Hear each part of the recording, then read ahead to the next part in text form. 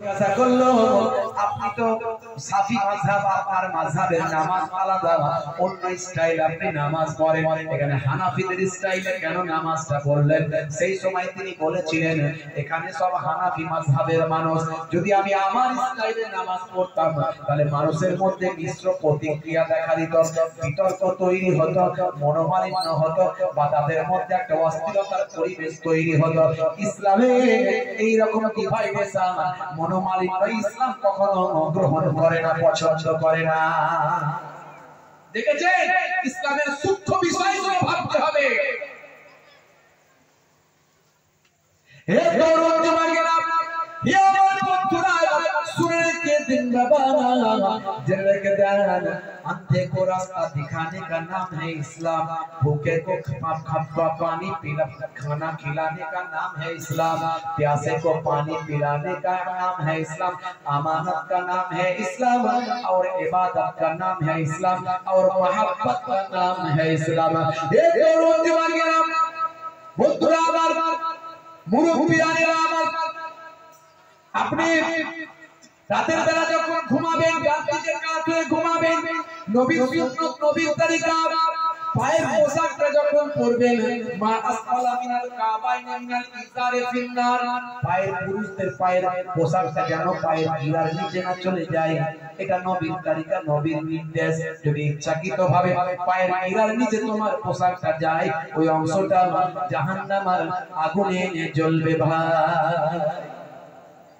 মুসলমানের এখন ছেলেরা দেখবেন পায়ের গিরা পর্যন্ত পোশাক পরছে, আর মেয়েরা উপর পর্যন্ত আছে না নাই? বন্ধুরা আমার, তরুণ যুবকেরা আমার, মানে এখন সব উল্টো হয়ে গেছে, উল্টো হয়ে গেছে। যেমন হওয়া দরকার ছিল তেমন। বেদানা, বেদানা বুঝেন? বেদানা, বেদানা বুঝেন? বেদানা মানে কি বলে? বেদানা মানে কি বাংলায়? মানেটা কি বেদানা বলে? ডালিমও বলে, বেদানা বলে। বেদানা বাংলা মানে কি? যার নাই দানা তার নাম বেদানা, কিন্তু ফুলে দেখুন হাজার হাজার দানা, আছে না নাই? কথা ঠিক না ভুল বলে? আর যদি বলি বেগুন, আরেকটা বলছি বেগুন, বেগুন, বেগুন মানে কি? যার মধ্যে নেই গুণ, যার নাই গুণ, বে মানে ছাড়া, বা মানে ওয়ালা, যার নাই গুণ তার নাম বেগুন। আমি বলি যার চুলকানি হয় খাইয়ে দিয়ে দেখুন কেমন আছে, কথা ঠিক না ভুল? উম্মতে মুহাম্মাদি কেমন হওয়া দরকার ছিল, কেমন হলাম? হে যুবকেরা, হযরত মুসা নবীর জামানার উম্মত, মুসা নবীর কাছ থেকে শুনলেন উম্মতে মুহাম্মাদির বয়স খুব কম হবে। মুসা নবীর কাছ থেকে শুনলেন উম্মতে মুহাম্মাদির বয়স খুব কম হবে। এমন সময় মুসা নবীর ওই উম্মত বললেন, হুজুর বেয়াদবি নেবেন না, উম্মতে মুহাম্মাদির তাদের কি বিয়ে শাদী হবে? বলে হ্যাঁ হবে। আচ্ছা তাদের কি ছেলে মেয়ে আল আওলাদ হবে? বলে হ্যাঁ। আচ্ছা তারা কি ইবাদত করার সময় পাবে? বলে সেটাও পাবে অল্প। এই যে 50, 60, 70 বছর মাত্র পাবে, আমরা তো 400, 500, 600, 700, 1000 বছর বাঁচছি, আর ওরা মাত্র 50, 60, 70 বছর বাঁচবে। এই বিয়ে শাদী বা কবে করবে? আর ছেলে মেয়েদের মানুষই বা কবে করবে? আর ইবাদতটাই বা কবে করবে? উম্মতে মুহাম্মদ নিয়ে চিন্তা করছে মুসা নবী। হে যুবকেরা, মুসা নবী বললেন শোনো, হে যুবকেরা, হে আমার মুরব্বিয়ানেরা, সেই উম্মতে মুহাম্মাদির কথা বলতে গিয়ে মুসা নবী বললেন শোনো, আখিরি জামানার যিনি পয়গম্বর হবেন, সেই নবীর কত মর্যাদা, কত সম্মান তুমি জানো না? শুনে রেখে দাও, জেনে রেখে দাও, সেই নবীর এত সম্মান, এত ইজ্জত, পৃথিবী, আকাশ, চন্দ্র, সূর্য, গ্রহ, উপগ্রহ, সৌরজগৎ, নবমণ্ডল, ভূমণ্ডল, পাহাড়, পর্বত, নদ, নদী, সব কিছু যার সম্মানে, যাকে আল্লাহ এত মর্যাদা দিয়েছেন, আল্লাহ নিজে ঘোষণা করেছেন আলহামদুলিল্লাহি রাব্বিল রাব্বিল আলামিন। আমি হলাম तमाम আলামের জন্য রব, আমি হলাম तमाम আলামের জন্য আল্লাহ। আর ওয়া মা আরসালনাকা ইল্লা রাহমাতাল লিল আলামিন। আর আমার নবী হলেন तमाम আলামের জন্য রহমত।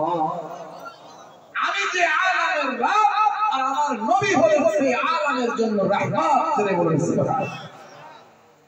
সেই নবীর কত মর্যাদাকে ইমামুল আম্বিয়া করা হয়েছে, নবীদের নেতা। হে দরদি বাগেরা, মুসা কালিমুল্লাহ তার উম্মতকে বলেছিলেন, শোনো, আখির জামানার পয়গম্বরের উম্মতদের বয়স কম হবে, এটা সত্য। ভারতবর্ষের মানুষদের গড় বয়স হলো 60 বছর। 60 বছর বয়স গড় বয়স। 60 এর মধ্যে যারা যায়, আমি বলি তারা এক্সট্রা টাইম খেলছে। এক্সট্রা টাইম খেলা, এক্সট্রা টাইম ক্রিকেটে খেলে যখন, সেটা হলো ফ্রি হিট। ফ্রি হিটে ছক্কা মারতে হয়, কোনো আউট নাই, কথা ঠিক না ভুল? তার মানে যাদের বয়স 60 বছর পার হয়েছে তাদের ভাই আমার সব সময় শুধু ছক্কাই মেরে যেতে হবে। তার মানে তারা এই টাইমটা পাচ্ছে, মানে অতিরিক্ত বয়স তারা পাচ্ছে। এই বয়সটা শুধু ইবাদত বন্দেগী করেই কাটানো উচিত। 70 বছরের চাচাকে দেখবেন নামাজি পড়ে না, রাসূলের সুন্নাত মানে না, আছে না নাই? এক্সট্রা টাইম পাচ্ছে ভারতবর্ষের দিনকে। হে দরদি বাগেরা, হে আমার বন্ধুরা, শুনে রেখে দিন বাবা, জেনে রেখে দিন মুসলমান। হযরত মুসা কালিমুল্লাহ সেই সময় বলেছিলেন, শোনো, আখির জামানার পয়গম্বরের উম্মতের বয়স কম হবে, কিন্তু সেই বয়সে তাদের বিয়ে হবে, বাচ্চা কাচ্চা হবে। শুনে রেখে দাও, সংসার ধর্ম তারা করবে, আর তাদের ইবাদতের টাইমটা অনেক কম হবে, কিন্তু তাদের জন্য আমার আল্লাহ এক্সট্রা অফার কিছু দান করেছে। বিশাল বিশাল অফার কিছু আমার আল্লাহ উম্মতে মুহাম্মাদের জন্য রেখে দিয়েছেন। এক একটা রাতের ইবাদত শত শত বছর, হাজার বছর ইবাদত করার সমান হবে। জোরে হবে না? ইন্না আনজালনাহু ফি লাইলাতিল কদর ওয়া মা আদরাকা মা লাইলাতুল কদর লাইলাতুল কদরি খায়রুম মিন আলফি শাহর। নাই, এক রাতের ইবাদত হাজার মাস অপেক্ষা উত্তম। জোরে বলুন সুবহানাল্লাহ। তাহলে তারা 700 বছর, 800 বছর, 1000 বছর। আউস বিন আনাস বলে একজন ছিলেন, আউস বিন আনাস 3500 বছর বেঁচেছিলেন। হ্যাঁ, আর আমরা 60 বছর, 50 বছর, 70 বছর, তাই গেলে হয়। এই এক একটা রাত আল্লাহ দিয়েছেন, সবে বরাতের রাত, সবে মেরাজের রাত, আশুরার রাত, ঈদুল ফিতরের রাত, ঈদুল জোহার রাত। এই রাতগুলো গুরুত্বপূর্ণ রাত। আর মুসলমানের ছেলে এই সব ঈদে ভাই 12 রবিউল আউয়াল এ করছে, মিছিল করছে, তো ভালো জিনিস মিছিলের মধ্যে দিয়ে ভালো বার্তা মানুষকে দাও, মানুষকে ভালো ভালো নবীর বার্তাগুলো পৌঁছাও, সুন্দরভাবে মানুষের সেবা করো, অমুসলিমদের মাঝখানে শান্তি সম্প্রীতির বার্তা দাও। আমিও তো এবারে মিছিলে হেঁটেছিলাম, এত সুন্দর ভাবে ভাইরা আমার, ওখান থেকে পানি খাওয়ানো হচ্ছিল, মিষ্টি দেওয়া হচ্ছিল, আমার নবীর পানিগুলো বলা হচ্ছিল, সম্প্রীতির বার্তা দেওয়া হচ্ছিল, এতে কোনো দোষ নাই। কিন্তু ওই জুলুসের নাম করে ডিজে বাজিয়ে নৃত্য করছে, নাচছে, অশ্লীলতা করছে, শার্ট খুলে ওড়াচ্ছে, যেন বিরাট কিছু হচ্ছে। এতে আল্লাহর নবীর সম্মান করা হচ্ছে না, অসম্মান করা হচ্ছে। এই আশুরার দিনে মুহররমের 10 তারিখে ইমাম হুসাইন রাদিয়াল্লাহু তাআলা আনহু শহীদ হয়েছেন। শুহাদা হুজুররা শাহাদাত বরণ করেছে। ওরা মিছিল করে শোক জ্ঞাপনের নাম করে ডিজে বাজিয়ে অশ্লীল কর্মকাণ্ড করে, শরীর থেকে রক্ত ছড়ায়। এই সব অতিরঞ্জিত জিনিসগুলো ইসলামিক কাজ। এই জন্য মুজাহিদুল জামান যা বলেছে কোরআন হাদিসের একটা বাইরে নাই। কোন বড় বড় চোখ আলেমরা আমার মুজাহিদুল জামান, আপনাদের দাদা হুজুর কেবলা, আমার কমরাজান হুজুর পীর কেবলা দেখানো আদর্শ মাসলাককে কখনো অস্বীকার করতে পারে না। জোরে বলে সুবহানাল্লাহ। ভাইরা আমার, ওই চুলকে পুটকে গুলো যেগুলো কিছু জানে না বোঝে না, ওরা গাড়ি করে ফুরফুরা শরীফের বিরুদ্ধে কিছু বলে না। একটা বেরিয়েছিল কদিন ধরে, ওরা ওই যে কদিন ফুরফুরা শরীফের বিরুদ্ধে বলছিল সে কদিন একটু হাইলাইটে ছিল, আবার যেই বলা বন্ধ করেছে ওদের আর কেউ চেনে না, ওরা ওয়াজ নাসিহত করতে পারে না, বক্তা না, ওদের মানুষ পছন্দ করে না। আমি আজকে যদি প্রধানমন্ত্রীর বিরুদ্ধে এক্ষুনি বলি এখান থেকে, কালকে সকালে দেখবেন মিলিয়ন মিলিয়ন ভিউ হয়ে যাবে। আমি কি পাগল নাকি বলবো? বলে নিজের মাছ নিজে নেবো? মানে ভারতের প্রধানমন্ত্রী, ভাবতে হবে না তার বিরুদ্ধে কথা বলা আইনত অপরাধ, কিছু হোক আর নাই হোক আইনত অপরাধ। কারণ দেশের গভর্নর, দেশের প্রধানমন্ত্রী, সে নির্বাচিত দায়িত্বপ্রাপ্ত ব্যক্তি, তার বিরুদ্ধে কথা বলতে গেলে আইন মাফিক কথা বলতে হবে, গণতান্ত্রিক পদ্ধতিতে কথা বলতে হবে, অত সহজ নয়। গায়ে কোসনায় গোবরের চর্বি ঠেলে দিলে উল্টে পড়ে যাবে, নাম রেখেছে হিম্মত আলী। একবার কি ভরে দিলে বুঝতে পারবে কি হচ্ছে, তারপরে পুলিশের টান্ডায় ছাড় উঠে যাবে। কিছু হয়নি, ভালো আছি আমরা আলহামদুলিল্লাহ। অন্য রাজ্যের থেকে আমরা অনেক ভালো আছি। অন্য রাজ্যগুলো যখন তখন বুলডোজার চালাচ্ছে, খবর নিন, ভালো করে খবর নিন, না নিয়ে তো বলতে হবে না। আমার রাজ্যেও শুরু হয়েছে গন্ডগোল, মাঝে মাঝেই দেখছি মুসলিমদের উপর টর্চারিং হচ্ছে, এখানে অত্যাচার হচ্ছে। আমরা গর্বিত যে আমরা বাঙালি, আমরা বাংলায় বাস করি, আমরা আমার দেশকে ভালোবাসি, আমরা আমার রাজ্যকে ভালোবাসি, আমার রাজ্যে যারা দায়িত্বে আছে তাদের আমরা সম্মান করি, পুলিশ প্রশাসনের প্রতি আমরা বিশ্বাস করি, স্যালুট জানাই। আজ আমরা গর্বের সঙ্গে বলি উত্তরপ্রদেশের থেকে আইন শৃঙ্খলা আমার বাংলায় অনেক ভালো, গর্বের সঙ্গে বলি। কিন্তু বড় দুঃখ লাগে এই বাংলাতেও যখন অপ্রীতিকর ঘটনাগুলো ঘটে, এই তাল দিতে কিছুদিন আগে একটা ছেলেকে পিটিয়ে মারা হয়েছে, যদি চোর হয়, অন্যায় করে, তার জন্য তার প্রশাসন আছে, আইন আছে, ল আছে। যারা পিটিয়ে মারলো তাদের শাস্তি কি হচ্ছে? এই তো পরিযান গাঙ্গুলিকে আমরা সেখানে গিয়েছিলাম, বিভিন্ন গল্পে গিয়েছিল, সেখানকার এমএলএ সাহেব এসেছিল, বিপ্লব নওশাদ সিদ্দিকী সাহেব সেখানে গিয়েছিলেন, সেখানে অন্যান্য সংগঠনরা গিয়েছিল। আমরাও লেকচারার্স অ্যাসোসিয়েশন অফ বেঙ্গলের পক্ষ থেকে আপনারা জানেন আলেম ওলামা বক্তা হুজুরদের নিয়ে আমাদের একটা সংগঠন আছে, প্রায় 100 জন বক্তা কম বেশি, যারা প্রতি রাত্রে কমপক্ষে 1 লক্ষ মানুষের কাছে কথা বলি। আমরা আমাদের আলোচনার টেবিলে যেটা ঠিক করব, এই কথাটা প্রত্যেক রাত্রে বলতে হবে, 1 লক্ষ মানুষের কাছে প্রতিদিন পৌঁছাবে। তারপরে তো মিডিয়া আছে, ভিউজ আছে, মিলিয়ন মিলিয়ন ভিউজ হতে পারে কোন বক্তব্য। আমরা সেখানে হুঙ্কার দিয়েছিলাম, আমরা কোন পলিটিক্যাল পারসন নয়, আমরা পথে যখন তখন নামি না, যখন তখন ধর্মগুরুরা পথে নামবে না, নামা সম্ভব নয়। কারণ তার ধর্মের প্রতিনিধিত্ব করে, কোন পার্টির প্রতিনিধিত্ব করে না, কোন দলের প্রতিনিধিত্ব করে না। কিন্তু সমাজে যখন অরাজকতা তৈরি হবে, অন্যায় তৈরি হবে, তখন প্রয়োজনে যদি মনে করে এখানে বেরোনো উচিত, বেরোবে। ইন্টারন্যাশনাল নিউজ হয়েছিল দুর্গাপুর, আমরা দেখেছিলাম যেখানে আমাদের যাওয়া উচিত। আমরা সেখানে প্রায় 20-25 জন বক্তা হুজুর, যারা ভাই আমার মুসলিম সমাজের যারা প্রতিনিধিত্ব করে কর্তব্যের জগতে, যাদের কথা লক্ষ লক্ষ মানুষ শুনে, আমরা সেখানে গিয়ে বলেছিলাম সরকারের বিরুদ্ধে, প্রশাসনের বিরুদ্ধে আমরা গর্জন করেছিলাম। শোনো, আমরা কোন পার্টির পলিটিক্যাল পার্টির প্রতিনিধিত্ব করতে এখানে আসিনি, আমরা এসেছি অন্যায়গুলোর বিরুদ্ধে। আমরা এখনো গর্ববোধ করি আমার রাজ্যকে নিয়ে, আমার রাজ্যের প্রশাসনকে নিয়ে গর্ববোধ করি। কিন্তু মাথায় রাখতে হবে, যদি এই রাজনীতি ধরা না পড়ে, তাহলে কিন্তু আমরা আমাদের বক্তব্য লাইন চেঞ্জ করব। কিভাবে বক্তব্য রাখলে মানুষের কাছে বার্তা দেওয়া যাবে? কারণ আমরা নিরপেক্ষতার সঙ্গে কাজ করি, আমরা প্রকাশ্যভাবে আজ পর্যন্ত কোন পলিটিক্যাল পার্টিকে সাপোর্ট করতে বলিনি। কিন্তু প্রয়োজন হলে ভোটের আগে আমরা যদি ঘোষণা করে নিরপেক্ষভাবে যে এই দলকে ভোট দেওয়া উচিত, তাহলে আশা করি বাংলার একটা জাতি, ধর্ম, বর্ণ নির্বিশেষে, দল, মত, মাযহাব, সিলসিলা বিশেষ, তারা কিন্তু আমাদের কথাকে গ্রহণ করবে। কারণ আমরা কোনোদিন কোনো পলিটিক্যাল পার্টির পক্ষে বিপক্ষে ডাইরেক্ট কথা বলি না, আমরা কমের কথা ভাবি, আমরা মানুষের কথা ভাবি, আমরা সংখ্যালঘু জনজাতির কথা ভাবি, আমরা পিছিয়ে পড়া মানুষের কথা ভাবি, সর্বোপরি আমরা দুর্বল অসহায় মানুষের কথা চিন্তা করি। আমরা সর্বোপরি জাতি ধর্ম বর্ণ সবাই কথা নিয়ে আমরা ভাবি। বন্ধুরা আমার, এগুলো যে ঘটনাগুলো ঘটছে আসলে সোর্সের ভিতরে ভুল, সোর্সের ভিতরে ভুল।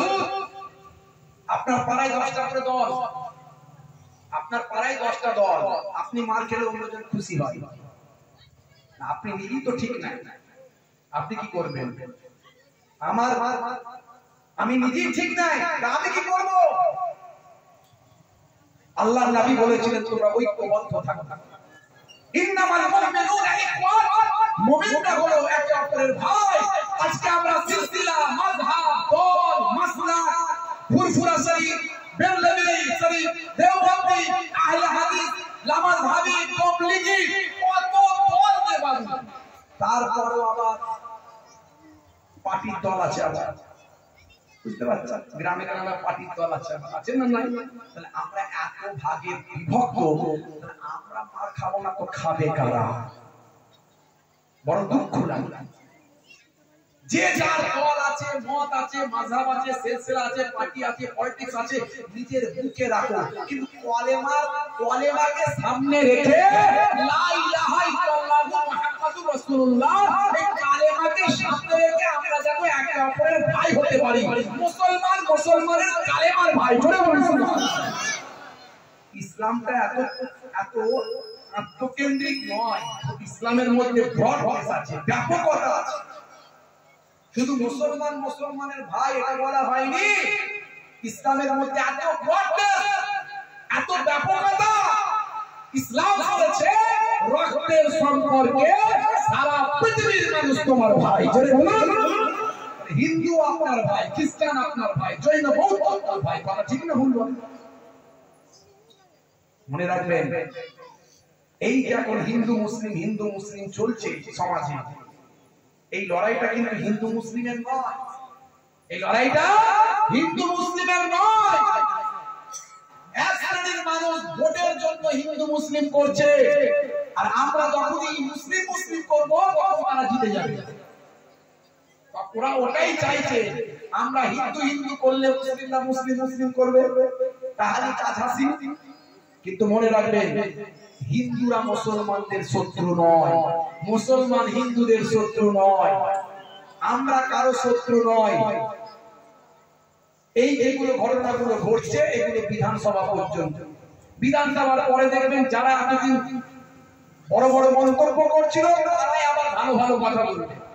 এই জন্য বিধানসভার আগে পর্যন্ত আপনাকে আমাকে খুব সাবধানতা অবলম্বন করে চলতে হবে, মাথা গরম করলে চলবে না।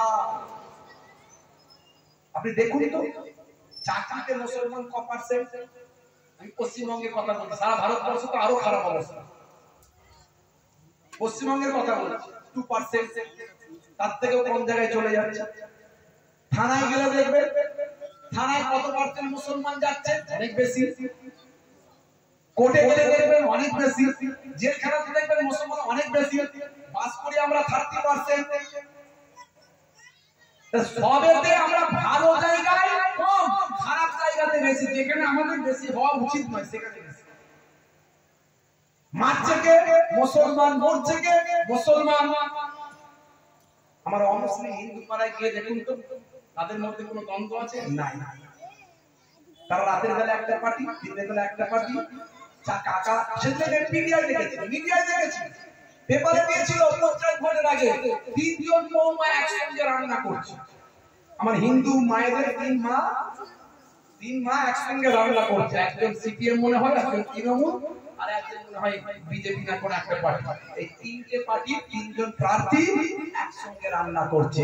তাহলে বলুন তো, তারা কোন ভাবে কিভাবে জীবনযাপন করছে? আমরা মুসলমান আল্লাহ রাসূলের নির্দেশকে মেনে চলতে হবে।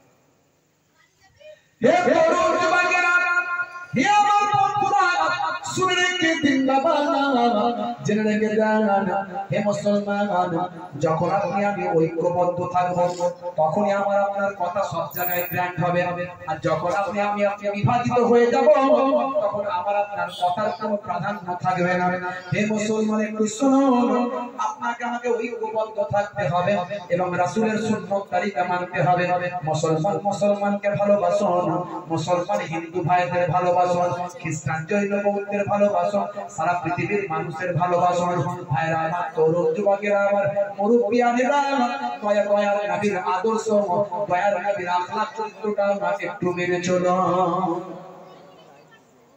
বন্ধুরা আমার তরুণ যুবকেরা আমার হে আমার মুরব্বিয়ানেরা সেই নবী আপনাকে আমাকে শিখালেন ঘুম থেকে ওঠা থেকে ঘুমাতে যাওয়া পর্যন্ত কিভাবে জীবন যাপন করবে আল্লাহর নবী 1450 বছর আগে যা বলেছেন আজকের দিনে সব বিজ্ঞানের বাস্তবতায় পরিণত হয়েছে ভাইরা আমার তাই তো পৃথিবী বিখ্যাত অথার পণ্ডিতরা আজকে দয়ার নবীর শিষ্য মিস্টার ব্রেইন থেকে শুরু করে মিস্টার জোসেফ থেকে শুরু করে মিস্টার রিচমন্ড থেকে শুরু করে মিস্টার মাইকেল জ্যাকসন থেকে শুরু করে ইলিমা দিমান প্রিয়াঙ্ক থেকে শুরু করে হে তরুণ যুবকেরা মঈন আলী খান হাসিম আমলা থেকে শুরু করে আর এদিকে মেসুদ ওয়াজিদ থেকে শুরু করে সাদিয়া মানে পর্যন্ত পৃথিবীতে বড় বড় সেলিব্রিটি ওয়ালা পণ্ডিতরা আজকে দয়ার নবীর শিষ্য হয়েছে কথা ঠিক না ভুল বলেন কেন হয়েছে তারা বুঝেছে যে আমার নবীর আদর্শই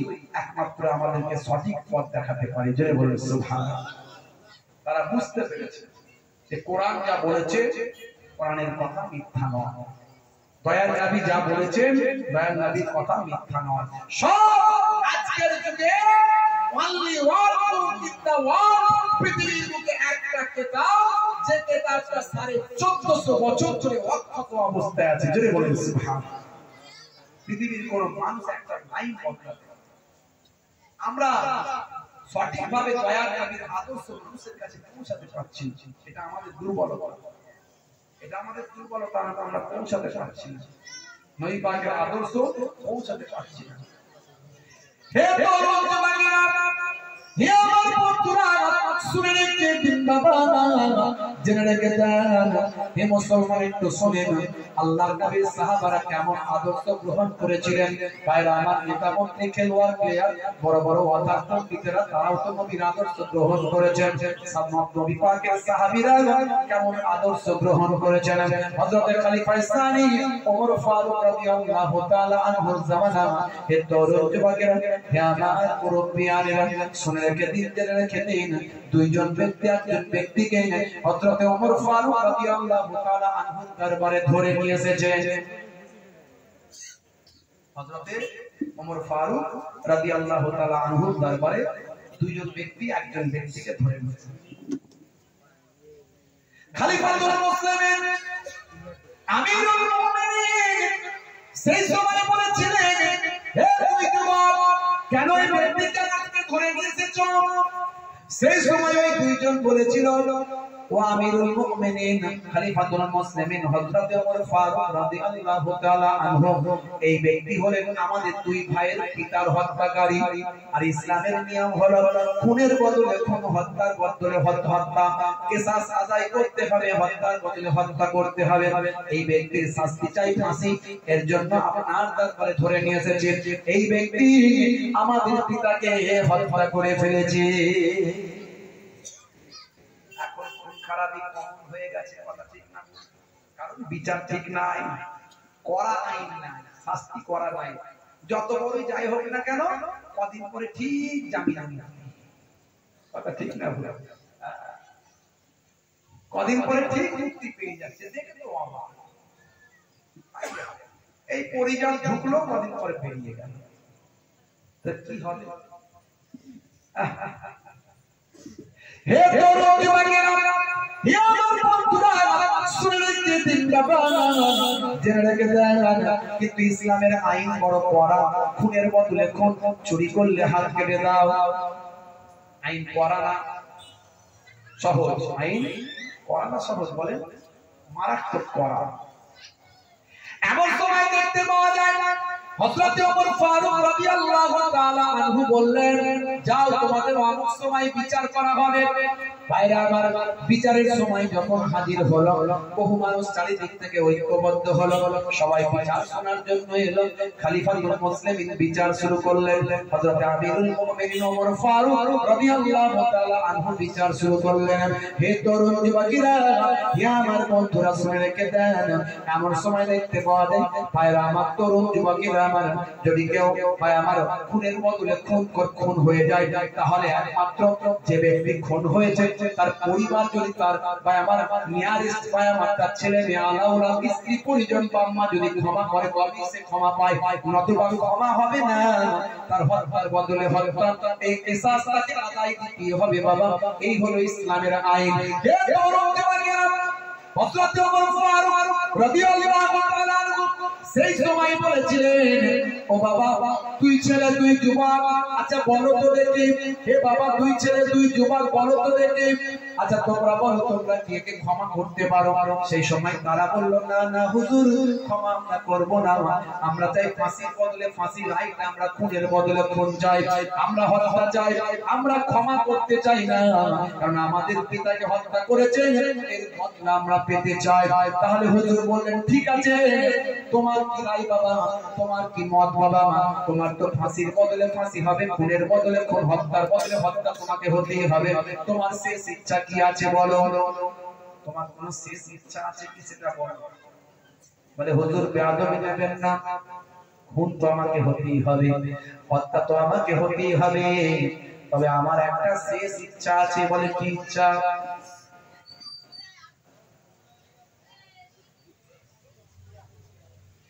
হে তরুণ যুবকেরা, সেই সময় দেখতে পাওয়া যায়,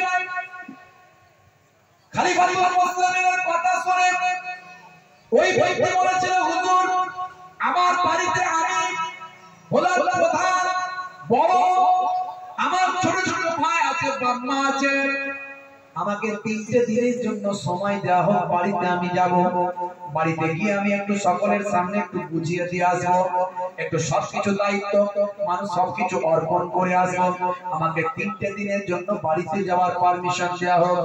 3য় দিনে সূর্য অস্ত যাওয়ার আগে আমি দায়িত্ব সহকারে আবার এসে হাজিরা দেব, আমার শাস্তি আমি মেনে নেব, কারণ আমি যা ভুল করে ফেলেছি অনিচ্ছাকৃত ভুল, আমি আসলে ইচ্ছাকৃত ভাবে করিনি হুজুর। আসলে ওই ব্যক্তির পিতার একটা বাগান আছে, এই দুই ভাইয়ের আব্বার পিতার একটা বাগান আছে, আর আমার মুখটা ওই দুই ভাইয়ের পিতার বাগানে চলে গিয়েছে। হঠাৎ করে অবেলা জানোয়ার বুদ্ধি নাই, তখন চলে গিয়েছে তাদের বাগানে। এমন সময় ওই দুই পিতার আব্বা একটা পাথর নিয়ে আমাদের উটকে মেরেছে। আমার উটকে মারার পরে উটটা রক্তাক্ত হয়েছে, আহত হয়েছে। আমি বড় আশ্চর্য হয়েছি, আমি বড় রাগান্বিত হয়েছি। সেই সময় দেখতে পাওয়া যায়, হযরত ওমর ফারুক রাদিয়াল্লাহু তাআলা আনহুকে ওই ব্যক্তি যিনি হত্যাকারী, তিনি সেই সময় বলেছিলেন, হুজুর যখন আমার উটটা আহত হয়েছে, রক্তাক্ত হয়েছে, তখন আমি আমার ব্রেনটা ঠিক রাখতে পারিনি, মাথাটা ঠিক রাখতে পারিনি, আমিও রাগান্বিত হয়ে একটা পাথর নিয়ে এই দুই ভাইয়ের আব্বা ওই বাগানের মালিককে আমি ছেড়েছি, মেরেছি। মারার সঙ্গে সঙ্গে বুঝতে পারিনি তিনি মারা যাবেন, ওই একটা আঘাতেই তিনি মারা গেলেন। আমি ইচ্ছাকৃত ভাবে মারিনি, অনিচ্ছাকৃত ভাবে মারা গেছে। এখন উপায় কি হুজুর? ফাঁসি যখন আমার হবে, আমাকে 3টে দিনের জন্য সময় দিন। ইসলামের আইন যখন করা আছে তো আমি জানি হুজুর, আমি তো ইচ্ছাকৃত ভাবে মারতে যাইনি, কিন্তু তারপরেও তারা যখন আমাকে ক্ষমা দেবে না, আমার তো ফাঁসি হবে, তো আমাকে 3টে দিন সময় দেওয়া হোক, হালাত দেওয়া হোক, আমি বাড়িতে গিয়ে দায়িত্ব সহকারে আমার সমস্ত পরিবারের সবাইকে যে যার দায়িত্বগুলো বুঝিয়ে 3য় দিনে সূর্য অস্তের আগে আমি চলে আসি। হে তরুণ যুবকেরা, হে আমার বন্ধুরা, শুনে রেখে দিন বাবা, জেনে রেখে দেন। হে মুসলমান একটু লক্ষ্য করুন, সেই সময় হযরত ওমর ফারুক রাদিয়াল্লাহু তাআলা আনহু বললেন, বাবা তুমি যে বাড়িতে যাবে, কিন্তু তোমাকে তো একটা ভাই আমার, তোমাকে তো একজনকে জিম্মেদারি করতে হবে, জিম্মেদারি, তোমাকে তো একজনকে জিম্মেদারি করতে হবে, জিম্মেদারি করতে হবে। হে বড়জনেরা, জিম্মেদারি মানে দায়িত্ব ভাগ করে দিতে হবে, দায়িত্ব বুঝিয়ে দিতে হবে। তোমার জায়গায় একজনকে দায়িত্ব দেওয়া হবে, তুমি যদি না আসো তাহলে তোমারই ফাঁসি, তারই ফাঁসি হবে, কারণ তুমি যদি না আসো তার জায়গায় তাকে থাকতে হবে। একে বলা হয় জিম্মেদারি। তুমি যদি না আসো তার জন্য একজন জিম্মেদারি করতে হবে। যদি তুমি জিম্মেদারি একজন ঠিক করতে পারো তাহলে তোমাকে 3 দিনের জন্য মাহালাত দেওয়া যাবে। হে তরুণ যুবকেরা, হে আমার বন্ধুরা, শুনে রেখে দিন বাবা, জেনে রেখে দেন। হে মুসলমান একটু লক্ষ্য করো, সেই সময় ওই দোষী বালক মানুষটি, দোষী যুবকটি বাবা ভাই আমার, হত্যাকারী যুবকটি ওই হাজার হাজার মানুষের মাঝখানে আওয়াজ দিয়ে বলেছিল, কে হবে আমার মতো একজন ব্যক্তির জিম্মেদারি, একজন কি জিম্মেদারি হতে পারে? আমার বাড়ি যাওয়ার খুবই প্রয়োজন, আমি মাত্র 3টে দিনের জন্য যাব, সূর্যাস্তের আগে, 3য় দিনে সূর্যাস্তের আগে ফিরে আসবো, কে আমার জিম্মেদারি হতে পারে? কে আমার জিম্মেদারি হতে পারে? এইভাবে বারবার চিৎকার করার পরে পেছন দিক থেকে একজন বৃদ্ধ মানুষ হাত তুললেন। তিনি আর অন্য কেউ নন, তিনি হলেন হযরতে আবু জার গাফফারি রাদিয়াল্লাহু তাআলা আনহু। আল্লাহর নবী একজন সাহাবী, তিনি জিম্মেদারির দায়িত্ব নিলেন। কেউ জিম্মেদারির দায়িত্ব নিচ্ছিল না। ভাই কেন বিপদ ডেকে নগরে ভাই, যদি বাইচান্স না আসে তখন কি হবে? কথা ঠিক না ভুল? দায়িত্ব বড়, দায়িত্ব বড় বিপদ, দায়িত্ব নেওয়া বিরাট ব্যাপার। দায়িত্ব ঠিকঠাক যদি নিভাতে পারেন ঠিক আছে, না হলে কিন্তু গতি খারাপ, গতি খারাপ। দায়িত্ব নেওয়া যত সহজ, দায়িত্ব পালন করা তার থেকে কঠিন। কি ঠিক নাকি ভুল বলে? দায়িত্ব পালন করা তার থেকে অনেক বেশি কঠিন। এই দেখছেন তো নেপালে কি হচ্ছে, নেপালে দেখেছেন? হ্যাঁ, নেপালের স্বরাষ্ট্রমন্ত্রী, ভাইরা আমার স্বরাষ্ট্রমন্ত্রী, তার স্ত্রী তাকে জ্যান্ত জ্বালিয়ে দিয়েছে, মন্ত্রীর বউকে। চিন্তা করতে পারেন? আর মন্ত্রীরা সব ভাই আমার আন্ডারপ্যান্ট করে ছুটছে, তাও জনগণ মারছে, আবার উড়ে উড়ে মারছে।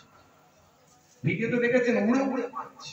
বুঝতে পারছেন নেপালে কি অবস্থা? বুঝতে পারছেন? কিছুদিন আগে হলো বাংলাদেশে, নেপালের যে প্রধানমন্ত্রী মিস্টার ওলি, সে নিরুপায় হয়ে ভাই আমার ইস্তফা দিয়েছে। ইস্তফা দিয়েও তার মুক্তি নাই, দেশ ছেড়ে পালিয়ে গেছে হেলিকপ্টারে করে। প্রত্যেকটা নেতা মন্ত্রীর ঘরগুলো সব জ্বালিয়ে দিয়েছে, সব লুটপাট করে নিচ্ছে, ঠিক বাংলাদেশের স্টাইলে। তার আগে শ্রীলঙ্কায় হয়েছে, তারপরে বাংলাদেশ, তারপর আবার নেপাল, সব জায়গায় আগুন লাগিয়ে দিচ্ছে ক্ষিপ্ত জনতা। দায়িত্ব নেওয়া যেমন সহজ, দায়িত্ব পালন করা বিরাট কঠিন। এখন তো দিনকাল বদলে গেছে। এই যে চেয়ার, এই যে গদি, এমন মজার জিনিস, একবার পেলে কেউ ছাড়তে চায় না। বুঝতে পারছেন? বলে সারা জীবন থাকবে, সারা জীবন থাকবো। আর জনগণ তাই ঠিক করে নিচ্ছে, আস্তে আস্তে দেখছি লাইনটা অন্যদিকে চলে যাচ্ছে আস্তে আস্তে। আর মানুষ যেন সেই ভোট ভোটের উপর ভরসা রাখতে চাইছে না, কারণ ভোট ভোট হলেও তো সেই মানুষের মত অনুযায়ী আসছে না। সে তার ক্ষমতায় ইভিএম হ্যাক করে, হাই ব্যালট পেপার চুরি করে, হাই খেয়ে নিয়ে, হাই লাইট বন্ধ করে দিয়ে যে কোনো ভাবে ঠিক হয়ে যাচ্ছে। জনগণের আশা পূরণ হচ্ছে না, তো কি করবে? জনগণ এবার থেকে এই যে শুরু করেছে, দেখছি সব উড়িয়ে দিচ্ছে, সব ধুলোর মতো উড়িয়ে দিচ্ছে সব। বুঝতে পারছেন? যদিও এটা কাম্য নয়, কত মানুষ মারা যাচ্ছে, বড় দুর্ভাগ্য, বড় দুর্ভাগ্য, দুঃখজনক ব্যাপার। অথচ ইসলামের নিয়ম নীতি কত আদর্শ ভালো ছিল। ইসলামে গণতন্ত্রের উপর নির্ভর করতে বলা হয়েছিল, গণতন্ত্র মেনে চলতে বলা হয়েছিল। অথচ আরব দেশগুলো তো এখন রাজতন্ত্র চলছে না, চলেনি। আরব দেশগুলোর রাজাগুলো ইসলামের নির্দেশ মেনে চলছে না। এই জন্য আজকে সারা বিশ্বে আজকে অশান্তির আগুন দাউ দাউ করে জ্বলছে। হে তরুণ যুবকেরা, হে আমার বন্ধুরা, শুনে রেখে দিন বাবা, জেনে রেখে দেন হযরতে আবু আইয়ুব আনসারী আবু জার গফফারী রাদিয়াল্লাহু তাআলা সেই সময় যখন দায়িত্ব নিলেন, ভালো করে শুনুন, হযরতে আবু জার গফফারী রাদিয়াল্লাহু তাআলা যখন দায়িত্ব নিলেন, তখন সেই ব্যক্তি চলে গেলেন, 3 দিনের জন্য চলে গেলেন। 3 দিন পরে যথা সময় হযরতে আবু জার গফফারী রাদিয়াল্লাহু তাআলা তিনি সেখানে হাজিরা দিলেন। সেই ব্যক্তির আশায় তিনি আসবেন, আর মানুষজন হাজার হাজার মানুষ উপস্থিত হলো। সূর্য ডোবার আগে তার বিচার হবে, সূর্য ডোবার আগে তাকে আসতে হবে। দেখতে দেখতে অনেক সময় হয়ে গেল, এখনো পর্যন্ত সেই ব্যক্তি আসে না।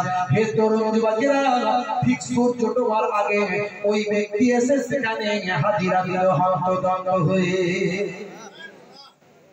এখনই শেষ করব, বিদায় নেব, আমার সময় হয়ে গেছে, আর একটা প্রোগ্রামে যেতে হবে, মানুষ ছাড়ে না, কি করব। মাশাআল্লাহ, পরবর্তী আমার যিনি অতিথি, আপনাদের মেহমান, তিনি এসে হাজিরা দিয়েছেন, সুনামধন্য বক্তা, আমার অত্যন্ত প্রিয় মানুষ, মাশাআল্লাহ তিনি আসবেন। হে তরুণ যুবকেরা, হে আমার বন্ধুরা, শুনে রেখে দিন বাবা, জেনে রেখে দেন, হে মুসলমান একটু লক্ষ্য করো। সেই সময় দেখতে পাওয়া যায় হযরত ওমর ফারুক রাদিয়াল্লাহু তাআলা আনহু তিনি বললেন, হে যুবক, তুমি তোমার তো একজন জিম্মেদারি একজন নিয়েছিল, তুমি যদি না আসতে তাহলে তোমার জায়গায় তাকে ফাঁসি হতে হতো, হযরত আবু জার গফফারী হুজুরকে ফাঁসি দেওয়া হতো, তো তুমি তো নাও আসতে পারতে। 3 দিন কেটে গেছে, তো পালিয়ে গেল, এখন তো পালিয়ে যেতে পারতে, তুমি কেন এলে? কোন টান তোমাকে এখানে নিয়ে এলো? কোন শক্তি তোমাকে তোমার কথা রাখতে বাধ্য করলো? সেই সময় সেই ব্যক্তি বলেছিল, হুজুর, এটা হলো আমার ঈমানি শক্তি, আমি এসেছি, আমি যদি না আসতাম তাহলে লোকে বলতো, সারা পৃথিবীর মানুষ বলতো, সারা জীবন বলতো, একজন মুসলমান ওয়াদা করে ওয়াদার খেলাফ করেছিল, আমি ওয়াদার খেলাফ করতে পারবো না। নবীর উম্মত কখনো ওয়াদার খেলাফ করতে পারে না। আমরা তো ওয়াদার খেলাফ করি না, করি না, কি করি না? নবীর উম্মত ওয়াদার খেলাফ করতে পারে না, ওয়াদা করলে ওয়াদা নিভাতেই হবে। নবীর সাহাবীরা এরকম ছিল।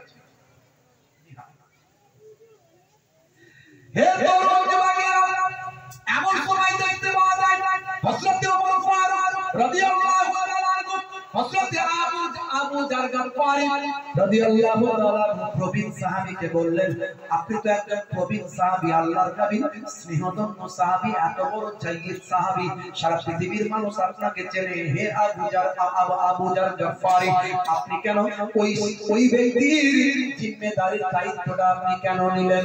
সেই সময় হযরত আবু জার গফফারী চোখ ভরা পানি, মুখ ভরা বেদনা নিয়ে বললেন, এখন ওই ব্যক্তির একজন জিম্মেদারি দরকার ছিল। বারবার আওয়াজ দিয়ে বলছিল, কে হবে আমার জিম্মেদারি, কে হবে?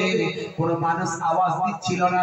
এই সময় আমি আবু জার গফফারী, আমি যদি আওয়াজটা না দিতাম তাহলে পৃথিবীর মানুষ বলতো একজন মুসলমানের জিম্মেদারির প্রয়োজন ছিল।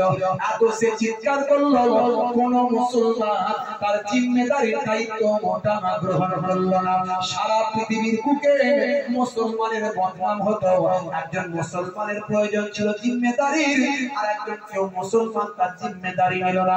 এর জন্য আমি আবু জার গফফারী, আমি জিম্মেদারির দায়িত্বটা গ্রহণ করলাম। জোরে হবে না, জোরে হবে না। হে তরুণ যুবকেরা, হে আমার মুরব্বিয়ারা, এই ঘটনাগুলো শোনার পরে সেই সময় দেখতে পাওয়া যায়, সেই সময় লক্ষ্য করা যায়, ওই দুই ভাই চোখ ভরা পানি, বুক ভরা বেদনা নিয়ে বললেন, আমরা দুই ভাই ঠিক করলাম, এই ব্যক্তিকে আমরা ক্ষমা করলাম, রক্তপণ মাফ করে দিলাম, এই ব্যক্তিকে আমরা মুক্তি দিলাম। হযরত ওমর ফারুক হুজুর বললেন, কি ব্যাপার, কেন এতদিন ধরে এই চলছে, তোমরা বললে না আমরা ক্ষমা করব না, মাফ করব না, আমরা রক্তপণ মুক্তি দেব না, তোমরা বললে কেন দিলে? বলে হুজুর, আমরা বিগলিত হয়ে গেছে, আমরা আজকে আবিগত হয়ে গেছে, আমার নবী কত সুন্দর চরিত্র। আজকে যদি আমরা দুই ভাই আমাদের এই ভাইকে যদি ক্ষমা না করি, সারা পৃথিবীর মানুষ বলবে একজন মুসলমান অনিচ্ছাকৃত ভাবে একটা মানুষকে হত্যা করেছে। হত্যা করার তার ইচ্ছা ছিল না, কারণ সেই মানুষটা এই ব্যক্তির উটকে আঘাত করেছে। কেউ আঘাত করার ইচ্ছা ছিল কিন্তু হত্যা হয়ে গেছে। এই মানুষটা ক্ষমা প্রার্থনা করেছিল, একজন মুসলমান ক্ষমা ভিক্ষা চেয়েছিল, অপর দুই মুসলমান তাকে ক্ষমা ভিক্ষা দিল না। এর জন্য আমরা ঠিক করেছি আমাদের এই ভাইকে আমরা ক্ষমা করে দিলাম। হবে না? এই হলো নবীর আদর্শ। সে আদর্শ আখলাককে বাস্তবায়িত করুন। নিয়ে চলে আসুন, ভাইকে নিয়ে চলে আসুন। হে রাসূল তোমায়